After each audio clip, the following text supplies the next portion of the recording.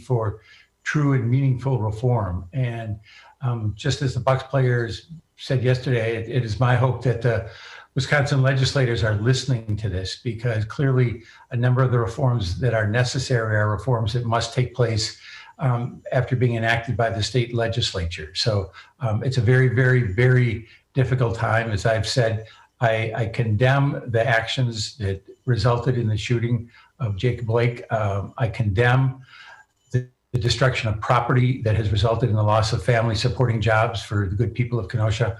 And I condemn those individuals who are acting as militia and usurp the authority of the police department and cause even more violence. If we're going to achieve meaningful change in our society, which we must, it has to be done thoughtfully. And that's why it is so important for our legislature to act.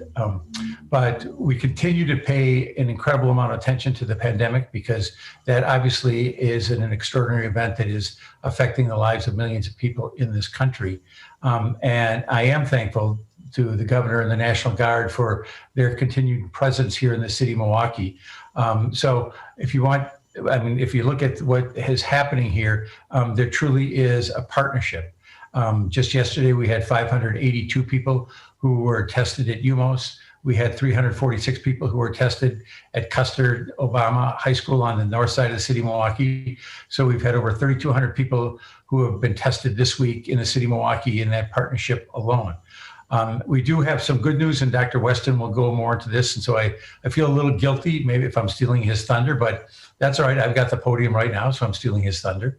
But our key indicators for COVID-19 continue to improve. We now have 3 greens for cases, testing, and care, and 2 yellows for PPE and hospitalization. So the case indicator went from yellow to green this week.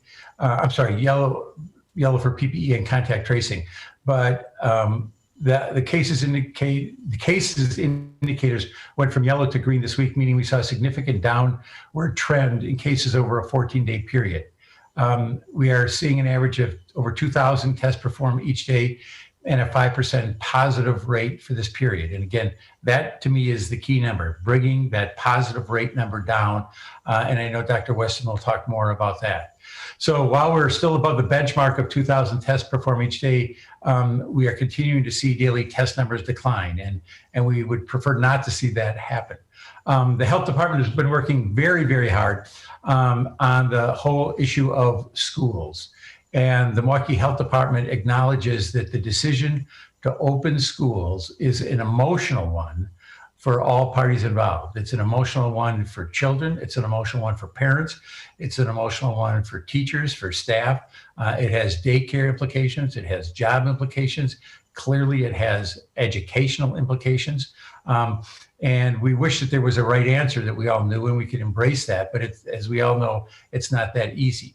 But moving forward, the health department will be conducting weekly school safety plans updates on Fridays to keep the community informed as to which school plans that have been submitted and approved for non-virtual instruction.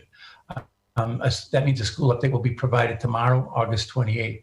And the challenge here, of course, is the schools submit their plans to the health department. They review them. They may make revisions, but all of this is done so that we can have the safest environment for both the students and for the teachers and other staff members. As of August 21st, the health department has received 35 total complete plans. And the current approved schools are Marquette, Wisconsin Lutheran, Pius XI, Yeshiva Elementary, St. Marcus, Divine Savior Holy Angels, Milwaukee Montessori, Cross Trainers Academy, the Seton Catholic Schools, and St. Sebastian's. A complete plan must include a Milwaukee Health Department K-12 safety assessment checklist, which can be found on the department's website at milwaukee.gov/MMFS/schools, along with other reopening guidance. In addition, to help families prepare for school, the Milwaukee Health Department will be hosting its back to school fairs on Monday, August 31st from 10 a.m. to 2 p.m. at the following locations: Hopkins Lloyd School, River West School, Greenfield Bilingual, in Kilburn School. And in the past, I have always absolutely loved these back to school fairs because it really signifies the turning of the page from the summer to the school year. And you can see the excitement in the parents' eyes, not so much in the children's eyes, but you can see the excitement in the parents' eyes as they know that their kids are going to be going back to school. Obviously, we're concerned about public safety here in terms of health issues. So all of the directives we have in place will be operative here in terms of social distancing and mask wearing. So please, please, please follow that. But these 4 locations will be distributing school supplies, book bags, masks, hand sanitizer, and community education materials. The supplies will be given on a first come, first served basis while supplies last. And we are very thankful to our community partners. We've had tremendous, over the years, tremendous cooperation from our community partners, including the United Way, with Children's of Wisconsin, Children's Community Health Plan, Anthem, Milwaukee Health Services, United Healthcare, Boys and Girls Clubs, Employ Milwaukee, and Impact 211. So a lot of partners as kids get ready, whether it's virtually, hybrid, or in person, going back to school. So the work continues, and we appreciate all the partnerships, particularly our partnership with the county. So with that, I'll turn it over to Dr. Weston. All right, thank you, Mr. Mayor. Good afternoon. So first, as always, to our numbers, we have had 23,628 confirmed cases of COVID-19 in our community and 407 individuals who've died. As a quick aside, in a previous role, I had the honor of serving as medical director for the Kenosha Fire Department and had the opportunity to spend time in and learn about that community. It's certainly a difficult time for those in Kenosha and the struggles and the tragedies that have occurred there, as with many areas throughout the country. And as the mayor mentioned, we must continue to work toward meaningful change in the inequities present in that community and in all communities throughout the country, health inequities included. So on the topic of health, shifting to COVID, we are seeing, as mentioned, promising trends in the percent positivity and the burden of disease in our community, to be sure. But there has been a lot of confusion over who should get tested for COVID-19. And this is a critical issue. So while we as a country do not have unlimited testing capacity that we wish we did, we as a community in Milwaukee County have worked hard to ensure that we have robust testing capacity and options for individuals to get tested. So in addition to the traditional healthcare system, this testing capacity includes 13 health system and community health center testing sites, in addition to 6 CVS pharmacy-based testing sites and 2 National Guard sites. So that's 21 testing sites throughout the county that can be accessed by going to the Impact 211 website or simply by calling 211. And we continue to both expand our testing infrastructure as well as enhance the efficiency of the testing process. We hope to continue to make even more advancements on those fronts in the coming month. So we're at a point in Milwaukee County where we still have more testing capacity than we have individuals seeking out testing. On one hand, this is a good thing that we have room for expansion, especially with the fall season coming and inherently more people with cold-like symptoms needing testing. However, we've seen a decline in individuals seeking out testing over the last few weeks. And we've noted and discussed before on these briefings that certain portions of the county have individuals seeking out testing more than other parts. Specifically, areas in the central part of the city of Milwaukee and the southern half of the county have people seeking out less testing. Messaging on testing at the national level has without a doubt been confusing. However, at a state and local level, we've worked and continued to work to be consistent in our messaging. So specifically, we're strongly encouraging 1, individuals with symptoms of COVID, 2, those who have close contact with someone with COVID-19, and 3, anyone who's been instructed by a public health or healthcare provider to seek out testing. So as we see improvements and promising trends in the disease burden in our community, we must maintain our momentum. And part of that is ensuring that at a minimum, everyone who falls into one of those 3 categories gets a test. So we'll work to continue on making testing as simple as possible and as efficient as possible. And you, every individual, can work to take the time and the opportunity to seek out testing when needed. Thank you very much and stay safe. Thank you, Dr. Weston. And now we'll hear from Director Roush. Thank you, Catherine. Good afternoon, everyone. My name is Darren Roush, and I'm with the Greenfield Health Department. Happy today to deliver the weekly epidemiology report, and we'll talk about the burden of both disease in the county as a whole, as well as in school children.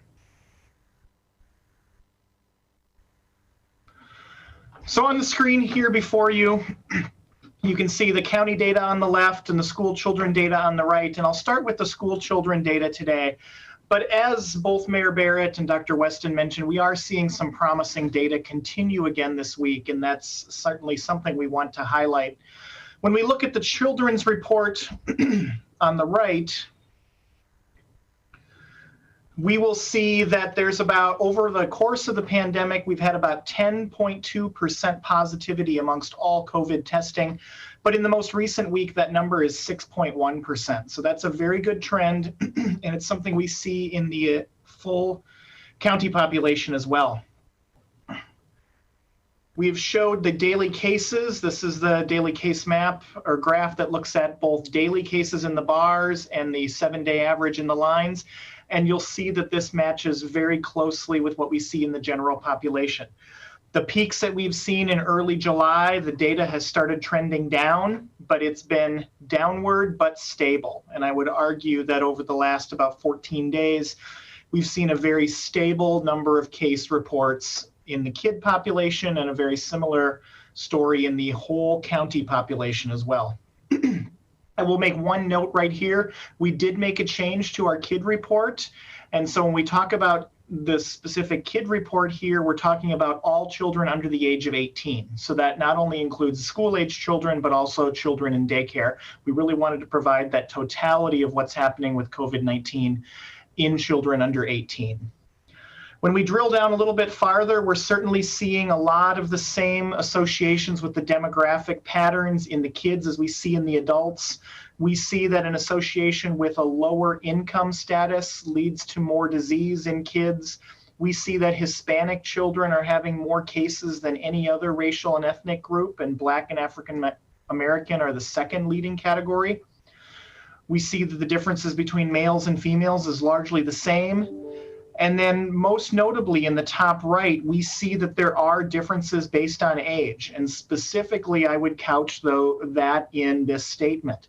High school age students appear to be having more COVID-19 disease, and that's probably likely due to their ability to be engaged in more activities, be out and about, and having a bit more quote unquote freedom.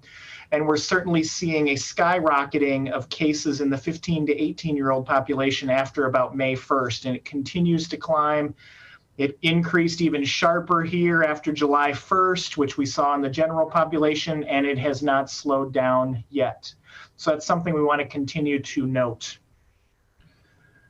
We've showed before this data about testing amongst school children. We see more testing as kids get older because that's where the disease is. We certainly see more positivity amongst older children.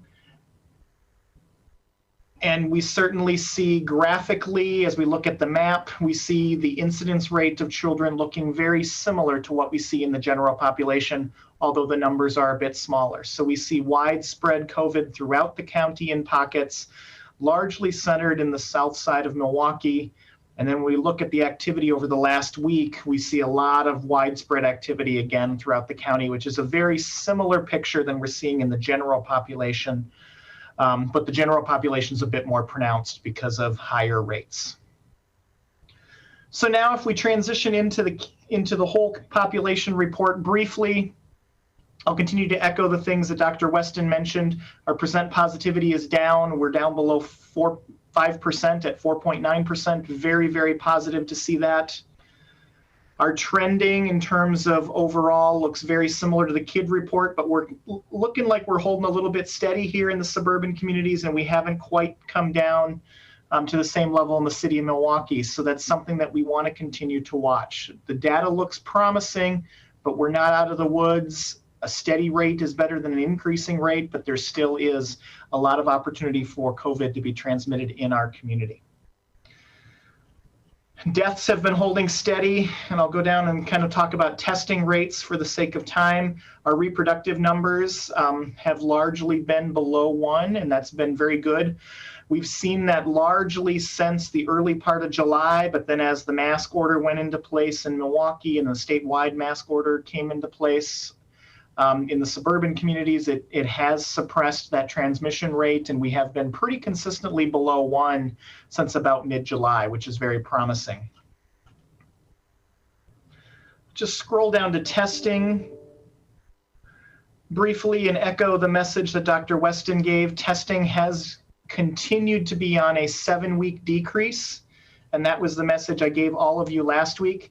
It looks to me that due to some late reports and testing, there was actually a slight increase in week 22, which would have been last week. But those test results were reported later than the report that we provided last week. But overall, we've gone down from about 30,000 tests in late June, early July, to about 17 or 18,000 tests here in the most current weeks. So again, I want to echo that testing is available. You can access testing through a number of ways. 211 is probably one of the best ways to figure out where testing is available in your area. With testing, we've seen that significant 14-day downward trend, which is very positive and is what we want to continue to see. And I'll lastly leave you with our maps looking at COVID incidence rates. This is new cases of COVID. This is throughout the pandemic from March 6th through August 25th. And you can see there is COVID throughout the county. And then when we drill down more specifically on what's happening within the last week, the story is there's a lot of disease south of I-94, a lot of red and orange hotspots south of I-94, southern suburbs, southern part of the city of Milwaukee. But certainly we can't discount that there's a lot of activity in the yellow here on the north side, in the North Shore, and really throughout the county. So in conclusion, I just want to wrap up by making a couple comments about the data. Certainly, we know that the high rate of COVID disease in our community has impacted all of us. It continues to force us to make some very difficult decisions and force school districts to make some very difficult decisions about back to school. We know that schools are opening in a variety of formats, and public health has been really there with our school partners and leaders to help make good decisions, to look at the data objectively and really use that data in a way to drive metrics that talk about decisions or inform what decisions to be made about closing, opening, going from virtual to in-person, and going vice versa. One of the things we want to say is that we will probably very likely find COVID-19 cases in our community. These cases will be investigated like all other cases. The case who is determined to be positive, whether that's a student, faculty, or staff member, will be isolated for 10 days until the symptoms improve plus 24 hours. Close contacts, defined as those within 6 feet for greater than 15 cumulative minutes, will be quarantined for 14 days. We know that COVID will impact the schools, and we hope all of you are collectively making decisions to help us minimize that.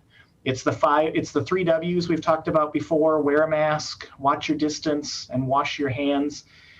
And with those personal decisions and personal choices, we can have an impact on what school reopening looks like. We can have an impact on what COVID-19, as far as a pandemic and as far as the data, looks like in the ensuing weeks and months.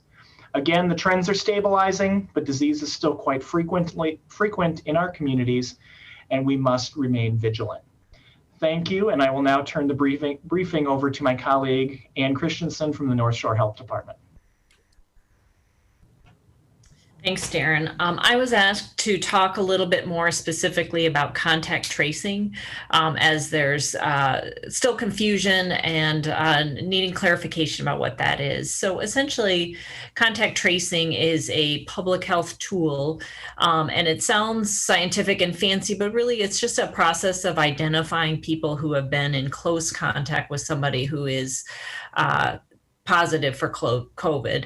And as Darren mentioned, so close contact is defined as within 6 feet for more than 15 cumulative minutes. So that's over the span of a day or 24-hour period. And that's important to know because those individuals are really at higher risk of getting the disease based on that proximity or closeness of the individual with the person with COVID.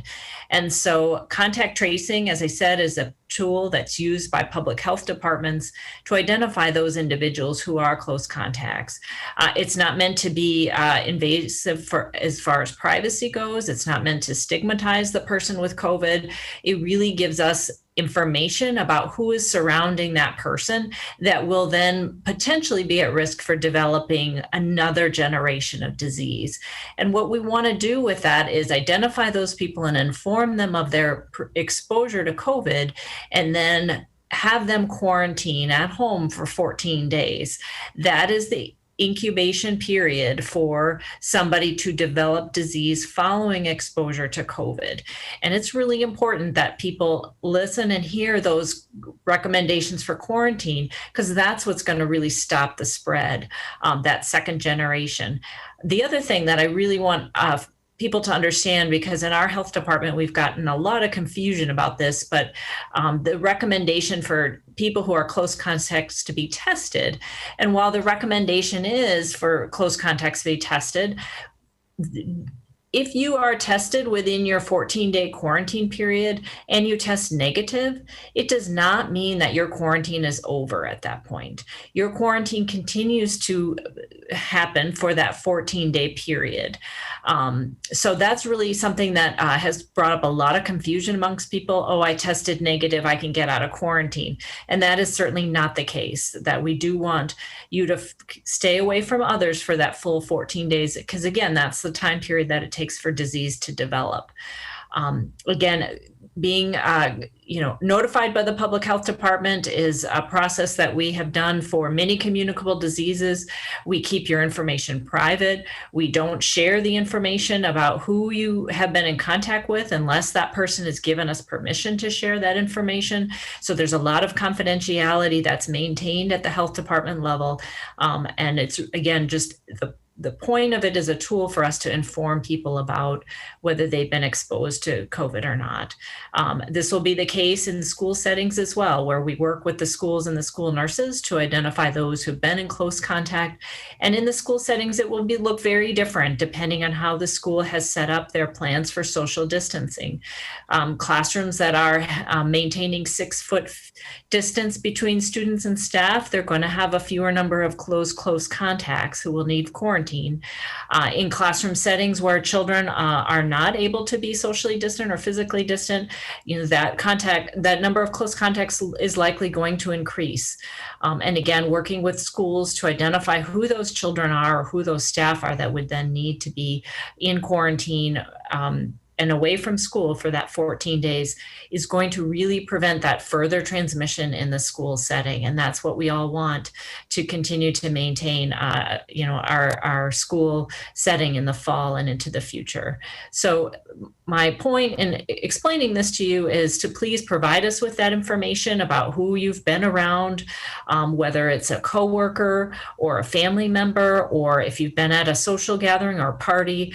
Again, that information sharing with us is important for that person to know and be aware that they have also been exposed to COVID, and it will help them make decisions about what to do next to protect themselves and their family. So again, these are promising trends that have been shared today. We're right around the corner from fall and school reopening, and we want to keep the vigilance up. We want to wear the masks, keep our distance, practice good hand hygiene and washing our hands. These are really important, critical tools, and this contact tracing piece is also a critical element of how public health can help the community in keeping those numbers down. So